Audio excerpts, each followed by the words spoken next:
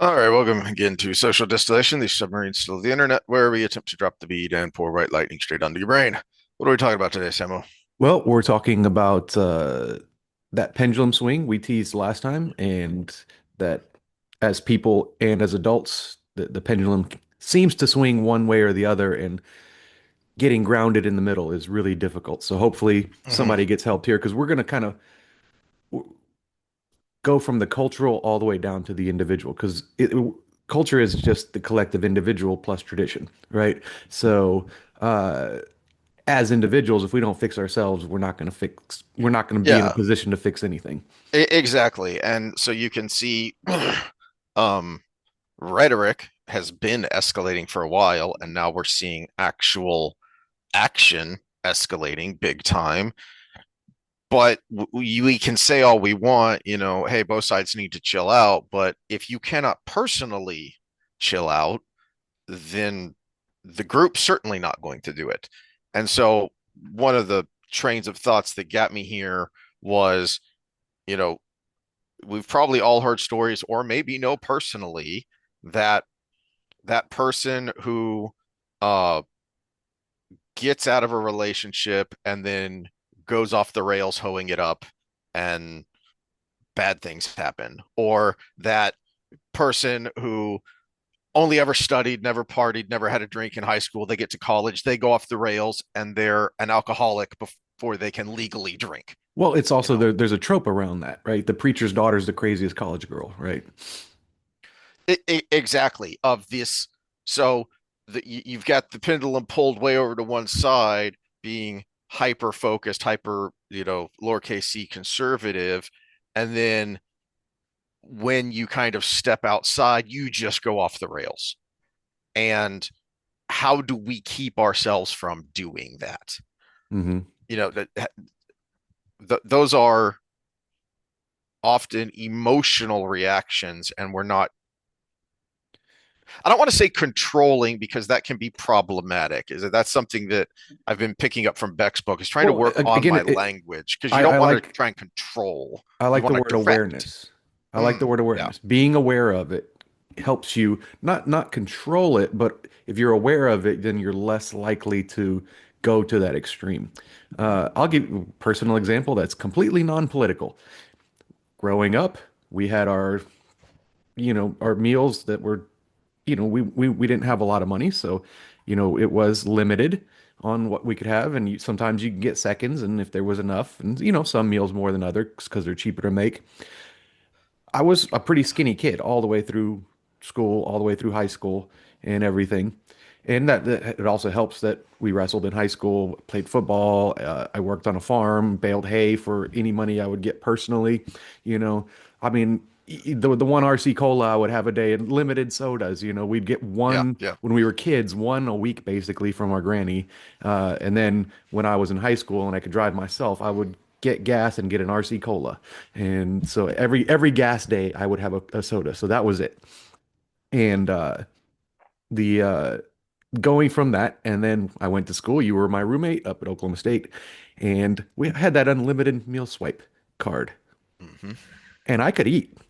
Just because we didn't eat as much as we wanted in growing up doesn't mean I couldn't eat. I could. I won a watermelon eating contest when I was like 10. Okay, so it's like when I got into that cafeteria, they're like, you just eat as much as you want, all you can eat. I was like, you mean as long as I swipe this card once, I can just sit in here and eat as long as I want? And they're like, yeah, you can even bring your books and study. I was like, yeah, none of that, but I should have. But Yep. but yeah, so 6 plates of chicken fried steak, mashed potatoes, finding the cafeterias with the female cookies because no nuts in my chocolate chip cookies. And it's just what I gained the freshman 80. They talk about the freshman 15. Yeah. I gained the freshman 80. I went from 165 pounds to 245 in my freshman year. And I think I topped out a little over 250. And on my There's a frame, that reason we doesn't look nicknamed you good. Samo. Yeah. Yeah. On my frame, that doesn't look very good. And yeah, so it was that one extreme, and it wasn't even that extreme. My mom did a good job of grocery shopping. So it wasn't like starving. It was just I didn't get as much as I wanted to eat because I could eat a lot. And I got to college and all of a sudden I could eat everything I wanted. And that wasn't healthy. Exactly. And then you find yourself in a position where you're, oh crap, how do I get out of this? So you have just created more problems for yourself or different problems. Hmm. Um, and I like so I'm gonna jump to, I wasn't sure where I was gonna put this in, but you just set it up about awareness. So this is the end of chapter 3 in Martha Beck's book Beyond Anxiety. And this is the chapter that I read from last time talking about the polyvagal circuitry and Vagal. how vagal, vag, giggity. Sorry, I'm a 13-year-old. Uh, I was just called 12 the other day, so all you're right, one up. well, You always been a year older than me though, so I'm mature. Um, So this is her summary, the end of this chapter, where essentially she's been talking about, look, these things in our brains exist for a reason, and for good reason. It's just we live in a very different world than where we hmm. lived for almost all of human history. The modern world, and even if you take modern to like 1500, the start of the Renaissance, even if you start calling that modern, and oh, it was 500 years, that's a blink of an eye for the hundreds of thousands of years of Homo sapien, Hmm. right? So these things in our brains exist for good reason, but because we live very different lives, we've kind of gotten the use of them out of whack. And so one of the points she talks about is, I don't remember if I said this while we were recording. She makes the analogy of horse whispering. Yeah, I did, because we talked about you Hmm. having to break donkeys. Loads of fun there. And and Mules. so mules, even worse. Um, y- you don't want to fight your anxiety because your anxiety is a fight or flight response. That's just going to amp up the response. So she uses that analogy of being a horse whisperer, and that's how you have to direct your anxiety. And you kind of talk to yourself in that late night DJ voice to soothe yourself. All right. So this is how she sums it up. If a wild animal learns to trust you and you trust it, the wilderness becomes a safer place for both of you. So instead of being blindsided by surprise attacks from the oldest, wildest parts of our own nervous system, you can let them warn and protect you with their spidey senses.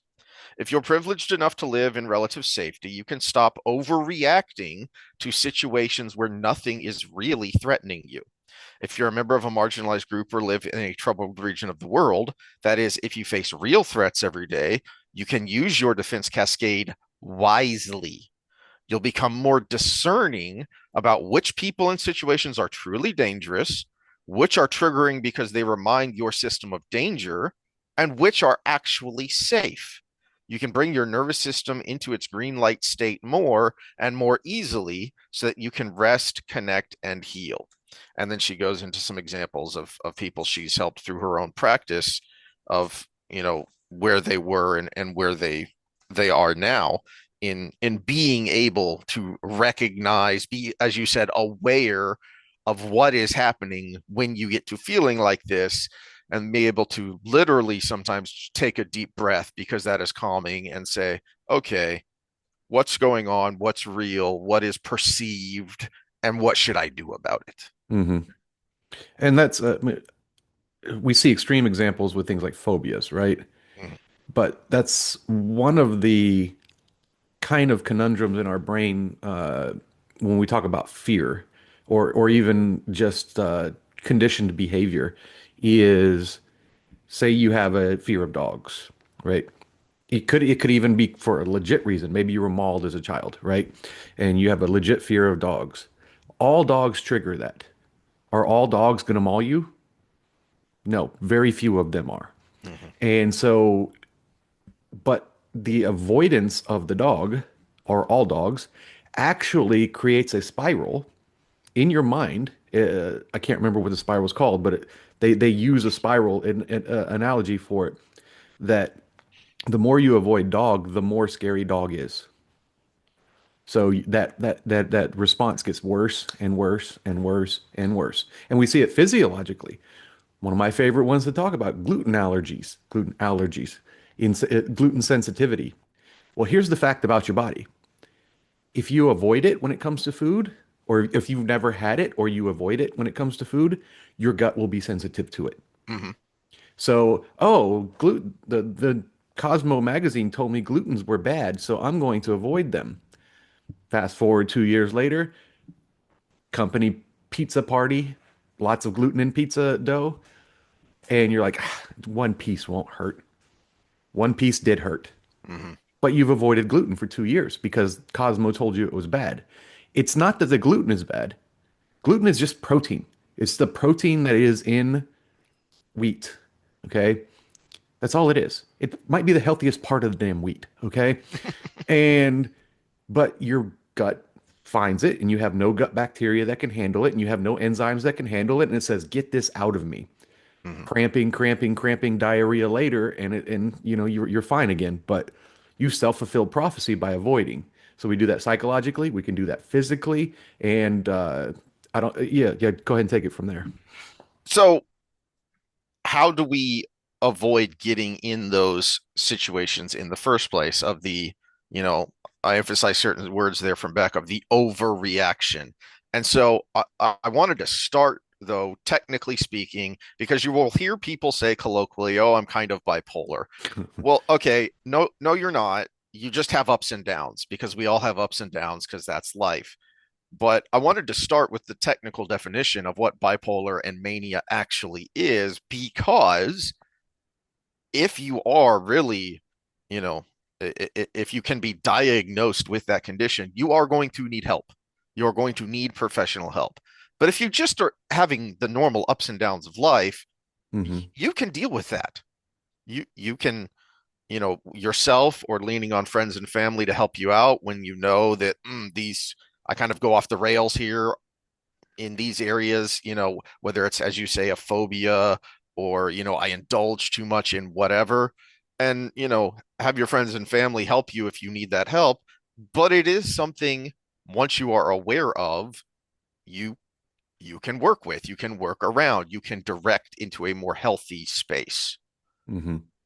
Okay, so this is the kind of the technical weeds of it all to get it out of the way first is when someone says bipolar, switch if they're all over the place, back and forth, that is not bipolar. Bipolar goes in cycles. If they're switching all over the place all the time, then they're just an asshole. Okay? They actually have no impulse control. So they're probably more likely borderline personality or slightly psychopathic or narcissistic. It's not bipolar. Bipolar is cycles. It's mood cycles. And so one of the requirements is you have to show enough signs of major depression. Get my glasses on here. I'll say so. I'm actually going straight from the DSM-5 most updated version, five or more symptoms of a depressive episode. So you have to have at least symptoms of having major depression, and then we'll talk about the manic to differentiate from major depression.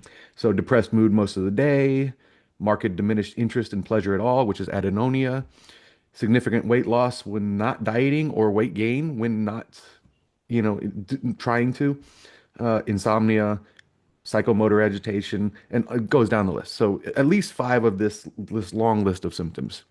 Okay, so the problem is the difference between major depression and bipolar is you cannot be diagnosed with major depression if you've had even one manic episode in your life, because then you're officially bipolar.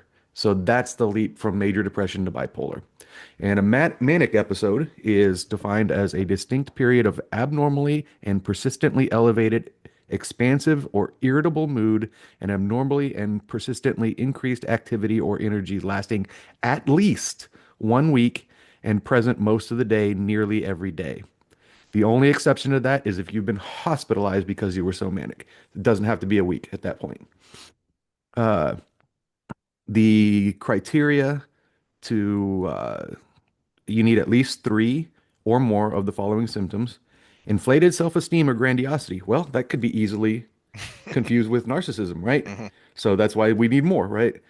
Decreased need for sleep. So all of a sudden you just not only can't sleep, but you're still like amped up, even though you're not sleeping. Could be can be confused with cocaine, right? So we keep going with these. More talkative than usual or pressure to keep talking. Flight of ideas or subjective experience that thoughts are racing. Distractibility, easily distractible. So now we're overlapping with maybe ADHD, right? Increase in a goal-directed activity that could be either socially at work or school or sexually, or psychomotor agitation, which is purposeless, non-goal directed activity. So basically, it's like it would be like a activity version of fidgeting. You start doing one thing, then you start doing another, you start doing this, you maybe cook half a meal, and then you start doing a puzzle, and then you get on and podcast with your friend, and you get up halfway through and go do something else. And yeah. Uh, Excessive involvement in activities that have a high potential for painful consequences. Example, engaging in unrestrained buying sprees, sexual indiscretions, or foolish business investments. So those are the seven that you need at least three from. And it needs to last at least a week where it's going on most of the day, almost every day. And it has to be accompanied by having major depressive episodes as well to be bipolar. So if someone says, "Oh, I'm just so bipolar." It's like, no, you're just an asshole and you don't want to take responsibility for it. Exactly. And that is what you described there is a far cry from the, oh man, I'm wired, I'm amped up, I'm whatever, and I Hmm. did all this stuff over the weekend and now I'm tired. That's not what we're talking about here. Okay. Yeah. And in fact, a lot of what you were describing is what I talked about in chapter 3 with Beck's book, where she talks about the expansion of the fight or flight response into with other F's added in. And I that was something of a revelation to me is I didn't realize how much kind of overlap there was with anxiety and depression. Hmm. And that's to your point when you've read from the DSM, a major component of it is there must be multiple of these things because they Hmm. could be other things as well. And so like one of the F's added to the fight or flight is flop, which seems like a depressive episode, but if what's triggering it is anxiety, then it's anxiety. But the point being, you need to be aware of where it's coming from so you can work on it. So you Hmm. don't think, oh, I'm just depressed. I need some antidepressants because I can't get myself off the couch. Well, you may have had an anxiety, as she calls it, defense cascade, and then your body crashed in the Hmm. same way that if you've ever been in a near accident, you get that adrenaline spike. And then as that adrenaline starts to flow, you literally start to shake as you Oh yeah, start to yeah, yeah, crash. yeah. So a similar thing can happen if you have an extreme anxiety spike, and then your body is just, I can't move. Because, again, these all come from somewhere. One of the things you mentioned about talkativeness, one of the F's is called fawn. You're fawning over someone. Hmm. Well, she mentioned, I don't remember if she brought up the bonobo studies, but you've talked about those of that is a social mechanism that is useful Hmm. of fawning over the alpha male or the alpha female in the primate group to foster social cohesion and social behavior. Hmm. But you can take that too If yeah, far where you if you're become sycophantic. yeah, if you're starstruck all the time that you can't even function, it's It, oh, it, I it, mean even in real life. So I work with professional athletes, and I have seen it with coworkers at one point and employees at another point, and just other people in the industry. One of the reasons I didn't get that job with the Texans, well, the reason he actually sat me down and told me this is why I did not hire you for the Texans assistant strength coach. It was a way down assistant strength coach. It wasn't like his like right hand man, but he said, "Look, you've been in private industry, and those guys tend to like fawn over the athletes, and they end up doing what the athlete wants instead of what the athlete needs." And I was like, "But that's not me." And he said, "But I have no evidence because of your resume." And I was like, okay, try to argue my way out into it. But at the same time, I understand what he was talking about. But I've seen it, especially, I mean, it's worse. The worst is like the college intern. and the big person on campus. They're like, yeah, you can. I swear this is what happened to RG3 because the amount of prehab he would have needed to prevent his injuries was minimal at best. 20 minutes 3 times a week of intervention. And I guarantee you, an intern had it on his sheet and he's like, oh, I hate those. And he's like, just don't worry about it today. Trying to be cool, trying to be cool with the athlete. So, or just people that just start hyperventilating when a celebrity walks in the room. Or bring it down to even a more normal level, your inability to tell someone no, Hmm. because that makes you too anxious. You're too worried about, well, what are they going to think? What are the repercussions going to be? What are the whatever? And it's no, sometimes you need to be able to tell people no, Hmm. in a job or in a social situation, whatever. And if you can't do that, you need, again, awareness so that you don't swing wildly. Because again, the whole point here is, how do you keep yourself swinging back and forth wildly from being in this, particular instance, you can't stop fawning in anxiety inducing situations, and then afterwards you feel like crap of, oh geez, why did I do that? Why did I say, yeah, sure, I can do this project, yeah, sure, I can do Yeah, this thing for you? yeah. I can't. And I I like that you brought that example in because this is a great example of how it works in our everyday life. And anybody in the audience, just kind of think about you kind of get that doormat syndrome, where you're Mhm. always yes, always yes, always yes, but you're not honest about your yes.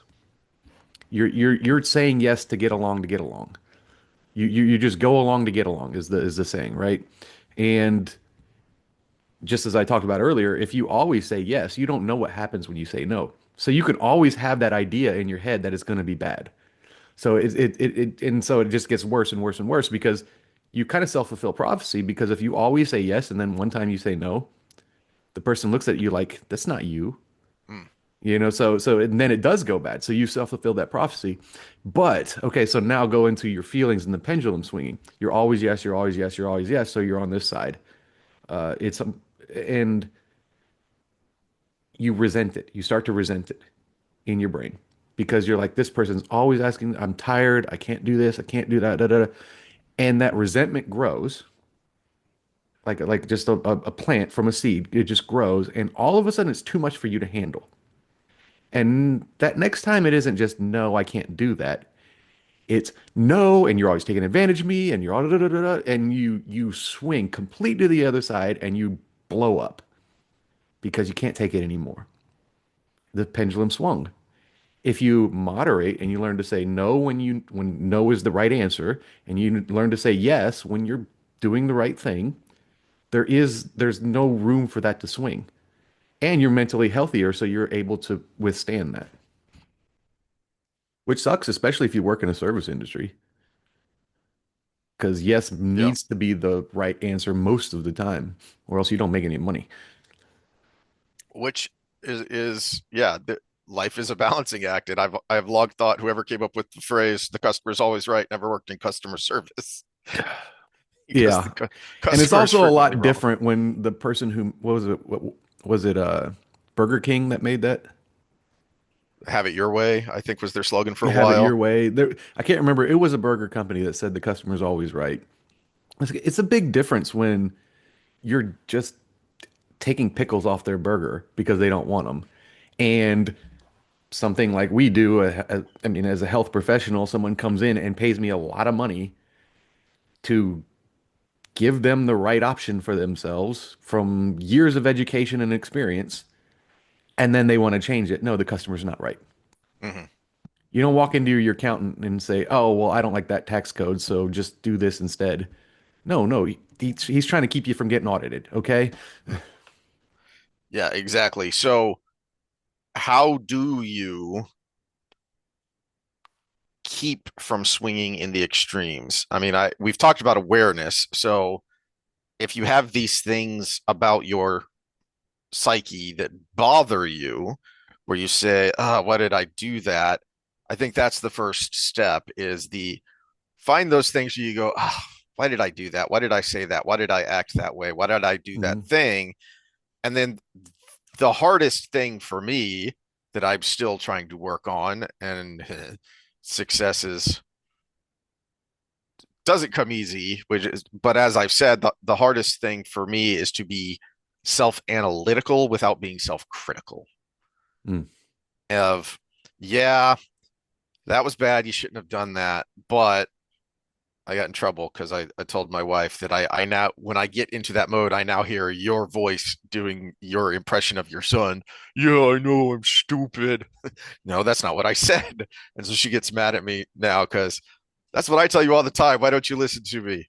Well, because man brain think different and we phrase it slightly different. Same reason you tell me, yeah, don't say it that way. You need to say this first, or you need to explain this concept first, or whatever. It's because your brain works differently. Yeah, well, So, and this is a social pendulum swing too, is because what you can't do is deny that that's useful in mm, certain situations. Because yeah, we have that within us because of, like you said, there are benefits to it. If I do something stupid and I recognize that I did something stupid, that's a good thing. None of this, none of this, the other side of the pendulum is the online Instagram, Facebook therapy of no negative feelings, no negative thoughts. That's the other end of the pendulum. No, negative thoughts are helpful unless they become intrusive and chronic, right? Stress is helpful unless it becomes chronic. So, yeah, the first part, I think this is where some a tactic that might work for some people is like journaling. mm. Like, okay, this happened today. This is how I responded. This is how I felt after I responded. Was this healthy? And then read it back to yourself. Read your own words back to yourself. Do it in another person's voice if you want to, like you just said. But that's helpful because it allow when you journal, you're signaling many different pathways in the brain. And the more connections you have, the better things work when it comes to that kind of stuff. So you have to put it into language. You have to physically write it. So there's a physical component. You have to see it visually to read it back to yourself. All of these things are being incorporated now, and now you're able to make the most sense out of it. And you say, okay, you know what? I did have an unhealthy response to that. That's not that big a deal. I said yes, or yeah, even like we'll stick with the same line of thought we had. I said yes to this thing and it really inconvenienced me. Was it really a big deal? Okay, what did it inconvenience? Okay, it inconvenienced. I had to go pick this person up from the airport, but I really wanted to take a nap that day because I've been working 10-hour shifts for 8 days straight. I wanted to take a nap that day, but they needed to be picked up from the airport. Then you can kind of like do a pro and con in your brain about it. Like, you know what? Did I have other options? They say, hey, you know what? I can't pick you up, but here's an Uber. Now I'm out 10, $15 instead of a whole afternoon. Hmm. So, that kind of stuff. And you can just kind of work through it and say, oh, and that helps you. That's like simulating the future. So if something like that happens again, you're kind of mentally prepared for it. The other thing journaling does, and I've been trying to do this for pain management, and I need to get better about it, about doing it contemporaneously, is because it makes it harder to for post hoc distortions to come in. Because you can look back if you wrote it, if you journaled the incident, which, for me is my activity and my pain levels. If I journaled it near to when it happened or as it happened, then if I look back, I know, okay, I'm misremembering because I thought I did this, but I actually did that, and that was probably too much. So that's probably why I'm feeling like I'm feeling today, Hmm. right?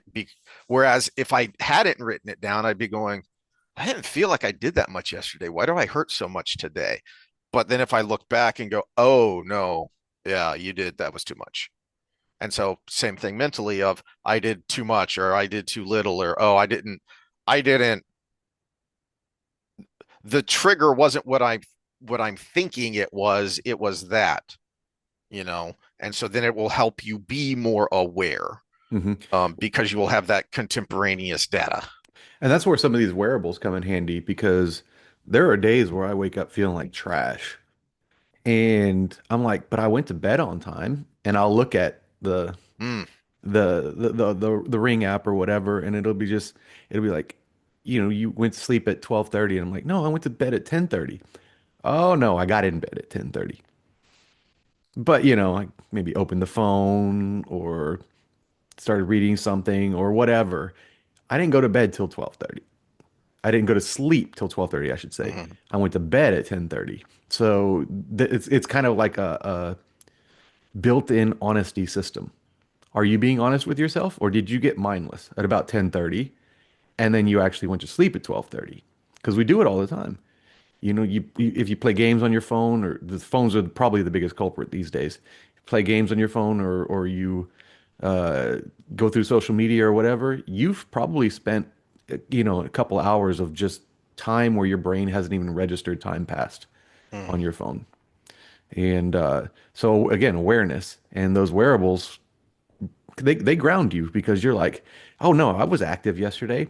No, you only took 5,000 steps, dude. Oh, I did a lot of stuff. Oh, you haven't logged in a workout in forever. My Fitness Pal was is one of I still recommend, even though they're trying to make more money, so they took away some features so you would have to Mhm, pay for mhm. more.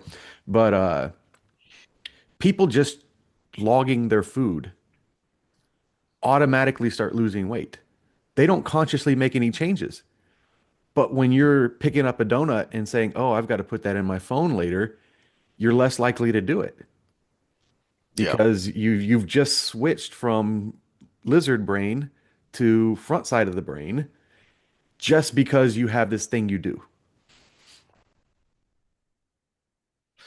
That's a good point that I hadn't considered, is how much easier some of these things can be when you have apps for them. Mhm. Tracking your food used to be really freaking annoying when you had to guesstimate or look up or measure or figure out, calories and macros. And now you can just, take an app and you scan the barcode and it knows what it is, Yeah, you got even to if pay it's for something that though. packaged. That used to be Oh, free. what? That used to be the free thing. Uh, Yeah. That was the one that made me erg the most because you buy something new from the store, you don't want to have to like look it up and go through all that stuff. But Boo. Yeah, well, I don't know if there are other ones out there that you could use, but that was really helpful when I was trying to track and say, okay, why am I not losing weight or gaining, whichever I was trying to do at the time? As wow, this makes life so much easier than having to pull out the scale and measure and all these things. hmm. Um, and I know there are mental health apps out there for that, although I don't know how many of them are actually any good. Well, it's whatever model it is, right? So if it's that Mm, that that the no negative thoughts model, then it's not going to be good. It'll make you feel better for a second, but that's hedonic pleasure. That's not going to be real growth because just like with exercise, you need challenges to grow. And if you're avoiding all challenges, again, it feels good for a second, but you have okay, I'm going to take it to a less political cultural realm. I was listening to Andy Galpin on Modern Wisdom, and Andy Galpin is real he does a lot of fitness stuff, but he's really immersed in the study of sleep and how important it is, plus how to do it more efficiently and all of these things. And he was asked, because this is how Williamson thinks, is how do we optimize? mm. And his answer surprised me, and it was very profound. He said, "Is it really good to optimize? Because if anything goes outside of this routine, you're going to be like someone with OCD and you're going to be destroyed by it. So if you optimize your sleep, so I no screens after this time, none of this, and I take a hot shower at this time, and I do, and then you go to a hotel room. One little thing, you become Princess of the Pea. One little thing off. It's like that little bitty thing that's in your shoe when you're walking and it annoys the crap out of you, but it's like a And then you can't piece find of, it. Is it in my yeah, shoe? Is it in my my sock? What's sock going is, on? yeah, Where yeah, is yeah. this? Yeah. Yeah. So if you optimize too much, over optimization creates an environment where every little thing can throw it off. Just like we just talked about, if you agree to everything, you create an environment where one time you can't do it or you don't want to do it or whatever creates an explosion. So That would be, the answer is balance, my friends. you know, you just reminded me of an analogy I wanted to make, that I keep forgetting about is, so another thing I feel like journaling would be a big help for is, it's we have a strong negativity bias. Hmm. That is a big part of our um, uh, survival mechanism. Because for hundreds of thousands of years, we lived in a world that was really tough. It was just to live, just to survive, Well, even you in know. the modern world, we still have it because you can live every day of your life, but you can only die once. Yeah, I mean that's a good point. Is, what's the trade-off there of when you look at, okay, this so here's an example, is there's a bit of a stink back in the early 2000s because the anthrax vaccine isn't pleasant. Um, it is one of those that there's a reason it's not on any schedule anywhere. But in the aftermath of 9/11, when anthrax powder was being mailed to people, and there was a concern, especially in the lead up to going into Iraq, that our troops would be exposed to it, all active military personnel were ordered to take it. And there were people who didn't want to take it, and there were even some court cases. And no, they have the authority to make you do this. And the trade off was, look, the vaccine has a lot of risks, more so than we would normally find acceptable, but anthrax is really bad, Hmm. like really nasty stuff. Well, So, same with like the rabies vaccine. If you're going to a yes, jungled area where there's lots of bats or something, you would say, yes. okay, he, here at home, not worth it. But if I'm going to the Congo, maybe I want a rabies I had a vaccine. professor who, heck, malaria pills. I didn't realize this, but he was a professor in African studies, and he talked about how the first time he went, it messed with his head, but there was someone else in the grad studies group that went with them. They had to leave because they started having uh uh what do you call it, when you can't tell if you're dreaming or awake, and Oof. there, I think there's a term for that, but that was happening like constantly because it messes with your sleep and it gives you really funky dreams. And if it gets really bad, you can't tell the difference between the dream and the awake. And so one of the grad students had to leave, but it's better than malaria. So what's the trade-off, right? And so to your, DRC, dream reality confusion. yeah. So, you know, there is a reason for the negativity bias. And, to the point of those couple of paragraphs from Beck that I read, then the goal should be to utilize that negativity bias wisely. Don't fight against it, direct it. Hmm. And so, um I feel like that is something that journaling would help with, because it's hard to remember the good, Mm. especially once you have gotten yourself into a negativity spiral where you have conditioned yourself to really only see the negative, to even consciously recognize the negative. Well, now if you're journaling, you say, okay, you know what? Maybe that wasn't a win, but it wasn't that bad. Or Think hey, this thing actually worked out better than I'm remembering that it did. Yeah, I think this is Alex Hormozy, former uh, CEO of Gymshark. He talks about a lot in self-confidence.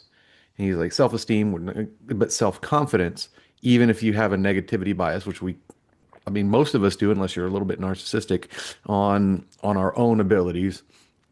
And he's like this whole culture of affirmations into the mirror. Yeah, maybe once or twice to kind of jazz yourself up, but what you have to do is mount up so many successes that you can no longer deny it. And if you journal that, if you write that down, Mhm. you have physical evidence of that. Like, oh, I never do the right thing when it comes to working out, but in your journal, you worked out 15 times that month, which is pretty damn good. Yeah, and so one of the things that gets really frustrating to me is, especially this semester, as I've tried to get back into not just I've got to juggle this, the studying and going to class, but I also had my pain level spike over the summer, and I was trying to, increase my mobility, and I'm doing all these things, and I feel like I'm just spinning my wheels. I'm not making any progress. And the analogy I thought of is I'm treading water, and I hate treading water. And then I realized I don't actually. I hate treading water in a pool. I hate swimming laps in a pool. It's boring. Just, I'd make it half a lap and just go under and end it all. You throw me out in the ocean and I'm happy treading water because there's just something about the ebb and flow of the current and being able to ride that current without letting the current take you away, without letting the current control you, but you're not fighting against it. So for anyone who never been to the ocean or doesn't know, like one of the more dangerous things you get is a rip tide, which Hmm. is when the current starts sucking out as the surf comes in and then it sucks out and it will create this undertow where there's this strong suction under the top of the water and so you can't see it but when you get in it you can feel it and when it gets real strong water water's dangerous. Water's Hmm. strong. Okay. F equals ma, and there is a lot of mass when you start talking about the whole body of water, and it'll suck you right out. And one of the first things you are taught, if you are taught open water swimming, is do not swim against it. Go with it. Yep. That current is way stronger than you are. What you want to do is you want to go with an angle out of it. That's how you get out. So you can feel that just treading water with the ebb and flow of the surf. And oh, I'm getting too far out. Let me just kind of wiggle around this way. And there's something satisfying to being in, is at least for me, to being in nature and feeling that ebb and flow and going with life rather than fighting against it, but not letting it control you either. You Hmm. can't control it, but you don't want to let it control you. Hmm. And I feel like journaling is a good way to see, oh, you know what? That wasn't as bad as I remembered. You know what? I did okay there. Whatever it is, whether it's physical, whether it's mental, whatever. Yeah, which is really difficult because on the flip side of that, one of the greatest causes of stress in humans is a feeling of lack of control or Mm. predictability. So if you feel like you're out of control or you're being controlled, and especially if it's in a way that's unpredictable, that causes immediate stress in us. So it's yeah, we gotta balance that because you want some stress, but you don't want constant stress. Do you think journaling would also help with that because by writing it down, even if it was at the time a very stressful situation, I feel like journaling about the stressful situation will let you go, okay, well, now I have a greater degree of understanding Mm, of what happened there. yeah, I can see that. That's a valid So point. you might Yeah. be able to get a little, after the fact, understanding and control of the situation and go, okay, that I see what happened there. It wasn't as bad as I thought, or maybe it was as bad as I thought, but I think I know how to deal with it better next time. Hmm. Well, and there's other things you could do, little things like have one room in your house that's like completely in order. For me, that's actually the room I spend the most time in, which is the garage, which is set up as a gym, right?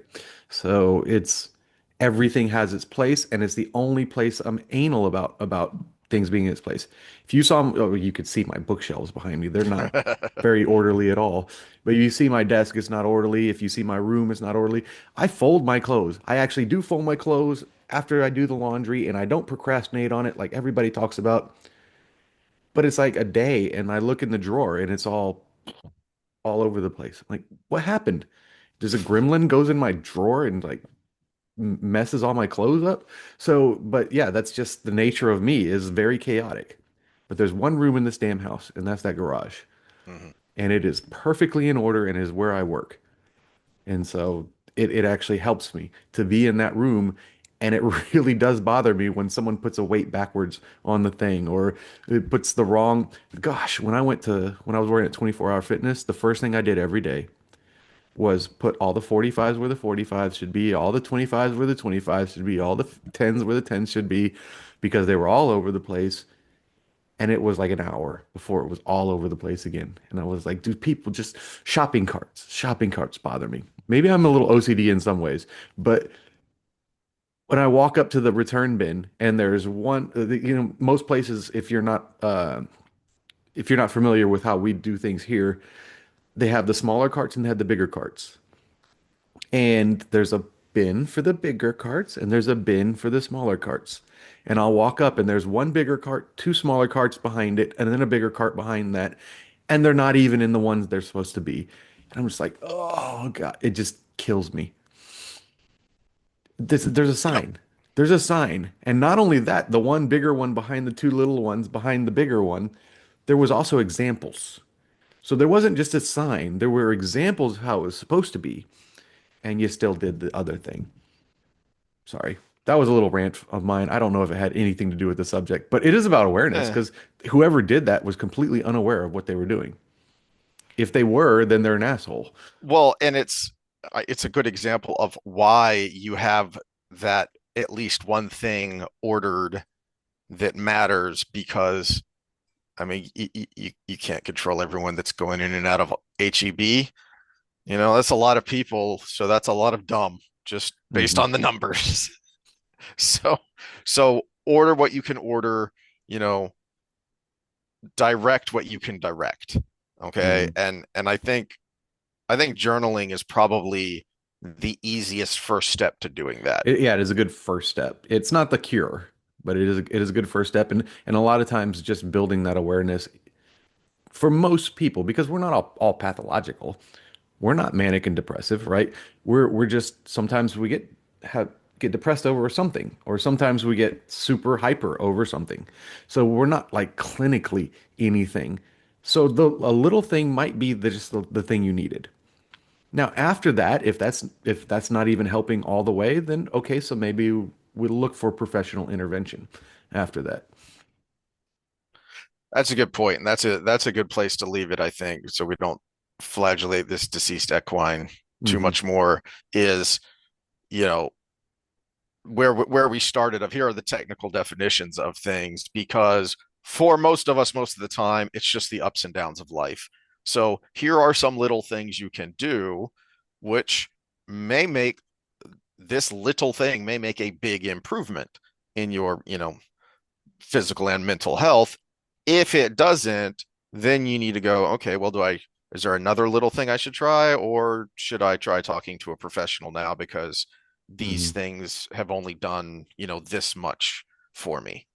And so that would be a good place to start and then evaluate and see where you're at and how you're doing.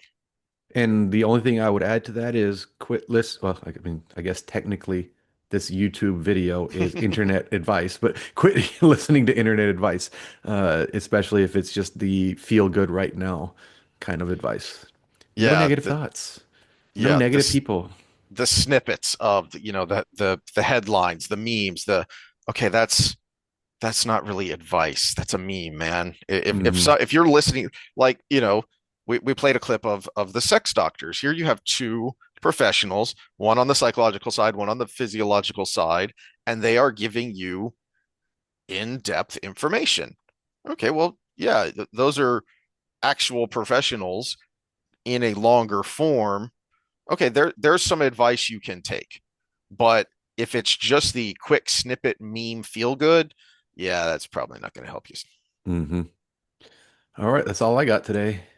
This All one right. was much happier than the last few we've done. So, Well, we're trying to pick it back up here. So yeah.